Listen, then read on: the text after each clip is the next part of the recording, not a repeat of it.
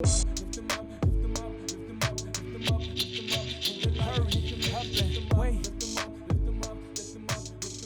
everyone! Thank you guys for joining us today, for taking some time and choosing to make some crafts with us. My name is Nikki, and today we are going to make edible Play-Doh. So I know everybody's probably played with Play-Doh before, and it comes in the little jars and kind of has that silly little smell that nobody really likes. We are going to make special Play-Doh today that looks and feels and tastes a little bit different. So you can eat this Play-Doh when you're done. Make sure it's okay with mom or dad or whoever's in your house before you do.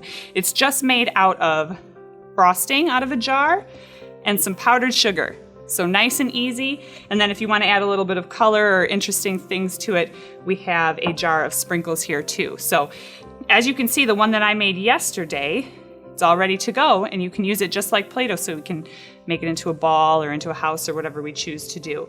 If you guys want, I'm gonna list the instructions and the ingredients that we need. If you want to take a minute, pause the video, go into your kitchens, get everything you need, and then come back and hit play, and then we'll get started.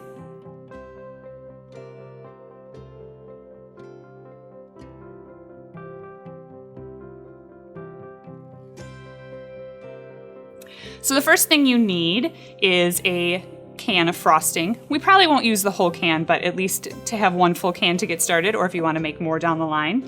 You need a bowl and a spoon to mix it all up, pretty easy. And then we need some powdered sugar.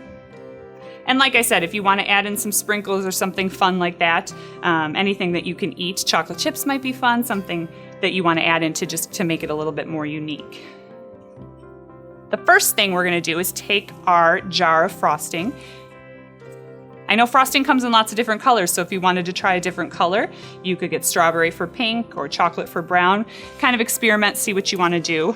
And I'm going to take 1, 2, we'll start with 3 big scoops of frosting right in our bowl. Once you get the hang of it and you start to do it a little bit more often, you can add more than that at a time. Now, frosting is really sticky, so when you get started, kind of want to keep your fingers away from it. Maybe just use the spoon until we get a little bit further along. What's going to make it less sticky is our powdered sugar. So I'm just going to take this and pour it in small amounts. Doesn't have to all go in at once. It's actually easier to stir if you just do a little bit at a time. So you're going to stir it up and kind of just try and get that frosting all over where the powdered sugar is. And as you can see, it starts to kind of mix up.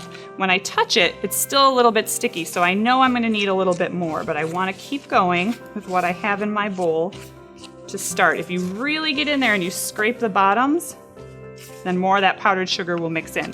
I'm going to add a little bit more. And just keep going. If this is taking you longer than it's taking me to mix, go ahead and pause, that's no problem. And then just hit play when you're ready. And this will take a minute too, just to get in there and to get it really mixed up.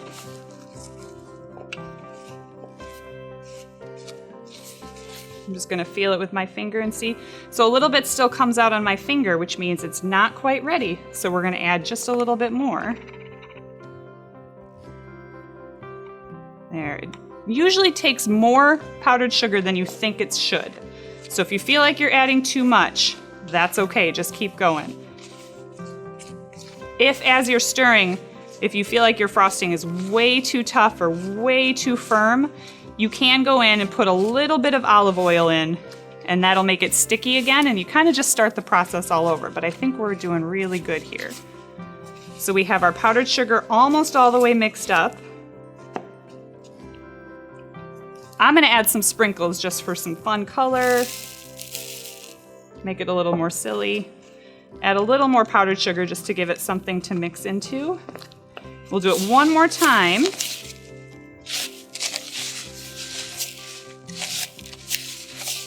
And in just a second, I'm going to stick my hand right in there and start to kind of mix it up with my hands so I can really make sure all that stuff is mixed up well. I can feel it sticky on my spoon, so this is the last time. There we go. Really get in there.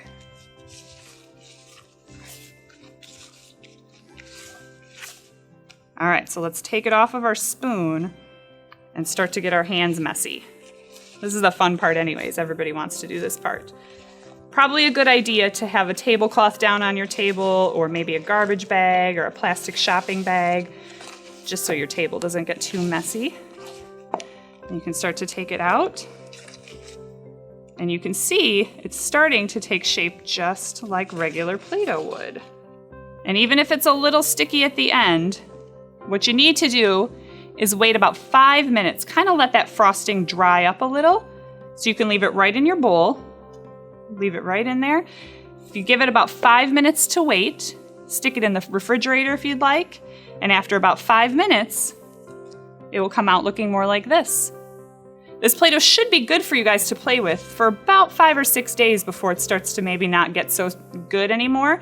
So if you keep it in a bowl, you keep it in a Ziploc bag, anything that will close up, keep it right in the refrigerator. You can play with it for a couple of days, put it back when you're done, make it into whatever shapes you want. And if a little bit happens to get on your fingers or you want to try out the taste, you can go ahead and do that too. Just make sure that's okay with your parents. So you can see, this will be good for, I made this about 4 days ago, so this should be good for a couple more days in my refrigerator. If you guys have any questions, you can let us know. Again, just like we said, all of these items you should have around the house. You can kind of take a look at our semi-finished product and then what it turns into at the very end. Thanks, guys. Have a great day.